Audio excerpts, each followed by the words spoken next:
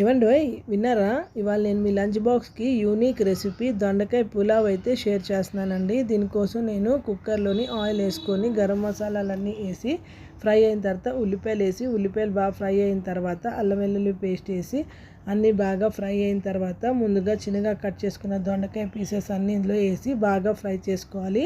ఇవి బాగా ఫ్రై అయిన తర్వాత అందులోకి పసుపు, ఉప్పు, పచ్చిమిర్చి వేసి అన్నీ బాగా ఫ్రై అయిన తర్వాత ఒక కప్పు పెరుగు వేసుకొని బాగా మిక్స్ చేసుకోవాలి. ఇప్పుడు దీంట్లోకి నేను ఒక స్పూను కాశ్మీరీ లాల్ మిర్చి అయితే వేసానండి. దీనివల్ల కలర్ అయితే చాలా బాగా వస్తుంది. ఇవన్నీ బాగా మిక్స్ అయిన తర్వాత నేను ఒక గ్లాస్ బియ్యానికి 2.5 గ్లాస్ వాటర్ అయితే వేసుకున్నాను. ఇవన్నీ వేసి మిక్స్ చేసుకొని ముందుగా మనం రైస్ని కడుక్కొని పెట్టుకుంటాం కదా, ఆ రైస్ కూడా ఇందులో వేసి బాగా మిక్స్ చేసి కుక్కరు 2 విజిల్స్ పెట్టుకుంటే మనకి దొండకాయ పులావ్ అయితే రెడీ అయిపోతుందండి. టేస్ట్ చాలా బాగుంది.